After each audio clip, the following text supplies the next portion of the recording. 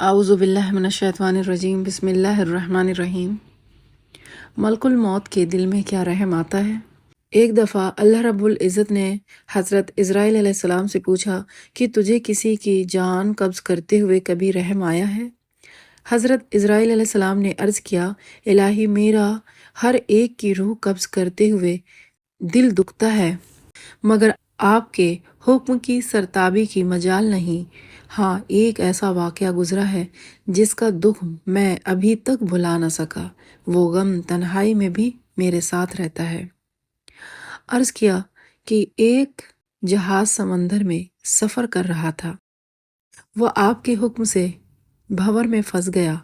تھوڑی دیر بعد وہ جہاز تباہ ہو گیا۔ جہاز میں سوار کئی مسافر غرق ہو گئے۔ جو مسافر بچے، ان میں ایک ماں اور اس کے نوزائیدہ بچہ، جو تباہ شدہ جہاز کے ایک تختے پر سمندر کی لہروں میں آپ کے رحم و کرم پر بہے چلے جا رہے تھے، تیز ہوا نے انہیں سینکڑوں میل دور سمندر کے کنارے پہنچا دیا۔ میں ماں اور بیٹے کے بچ جانے پر بہت خوش ہوا۔ اسی لمحے آپ کا حکم ہوا، ماں کی روح قبض کر لو۔ مولا کریم، میں نے آپ کے حکم کی تعمیل کی۔ یا باری تعالیٰ، آپ خوب جانتے ہیں کہ یہ حکم پا کر میرا کلیجہ کانپ گیا، اور جب میں نے اس طفل شیر خوار کو ماں سے الگ کیا، مجھے کس قدر تکلیف پہنچی تھی۔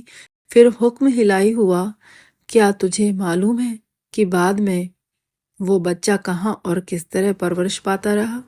اسرائیل علیہ السلام نے عرض کیا کہ آپ عالم الغیب ہیں، ظاہر اور باطن آپ پر عیاں ہے۔ اللہ رب العزت نے ارشاد فرمایا، ہم نے موج سمندر کو حکم دیا کہ اس لاوارث بچے کو اٹھا کر ساحل پر ڈال دیں۔ ساحل کے قریب ایک سرسبز و شاداب جزیرہ تھا۔ ہم نے پھولوں کو حکم دیا کہ بچے کے نیچے سیز بچھا دیں۔ سورج سے کہا، اپنی تیز شعاعوں سے بچوں کو محفوظ رکھنا۔ بادل کو کہا، بچے سے ذرا فاصلے پر برسے۔ درختوں کی شاخیں خود بخود جھک کر پھل اور ان کے رس اس کے منہ میں ڈال دیتی تھیں۔ جزیرے میں ایک شیرنی کی ہم نے ذمہ داری لگا دی، وہ روزانہ اسے دودھ پلاتی۔ شیرنی کے خوف سے بچے کے پاس کوئی جانور نہیں آ سکتا تھا۔ اس جزیرے میں ہم نے خوش نما اور حسین پرندے بھیجے جو ہر وقت چہچہاتے تاکہ بچے کا دل پریشان نہ ہو۔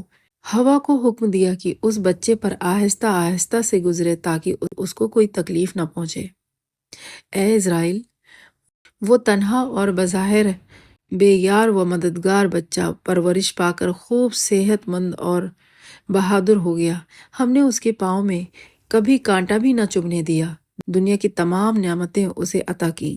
ایک بادشاہ شکار کھیلتے ہوئے پھر ادھر آ نکلا۔ وہ خوبصورت اور صحت مند بچہ دیکھا اور دیکھ کر بہت خوش ہوا۔ اسے اٹھا کر اپنے محل لے گیا۔ ان کے ہاں اولاد نہ تھی، انہوں نے اسے اپنا بیٹا بنا لیا۔ بادشاہ کی موت کے بعد وہ اکیلا تخت و تاج کا مالک بن گیا۔ غرور و تکبر سے ہمارے بندوں پر ظلم کرنے لگا، پھر ایسا سرکش نکلا کہ خود ہی خدا بن بیٹھا۔ اپنے بت بنوا کر انہیں سجدے کرانے لگا۔ خاک کا پانی پتلا ہمارا شریک بن بیٹھا۔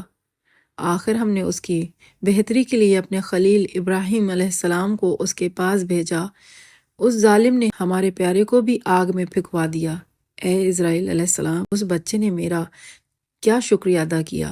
وہ بچہ نمرود بن کر اس وقت ایک بڑے ملک کا بادشاہ ہے، اور اس نے میری خلیل ابراہیم علیہ السلام کو آگ کے الاؤ میں جھونکا ہے، اور اب خدائی کا دعویٰ کر کے لوگوں کو میری راہ سے ہٹاتا ہے اور حکم نہ ماننے والوں کو سخت سزا دیتا ہے۔ اسرائیل علیہ السلام نے عرض کیا، اے مخلوقات کے خالق، میں اس سرکش بچے کی حالات سے بے خبر ہونے کی وجہ سے دل میں خیال اور ملال لاتا رہا۔ آپ کے راز آپ ہی جانے۔ ہمیں اس واقعے سے یہ سمجھ میں آتا ہے کہ اے خدا کے بندے، تو اپنی اصلاح کر لے، نفس کو قید و بند میں رکھ۔ نفس یقیناً ایک خونی درندے کے مانند ہے، اگر یہ احسان فراموش ہو جائے تو مثلاً وہ نمرود بن جاتا ہے۔ اللہ تعالیٰ سے دعا ہے کہ اللہ سبحانہ وتعالیٰ ہم سب کو ہدایت عطا فرمائے اور اپنا شکر گزار بندہ بنائے، آمین۔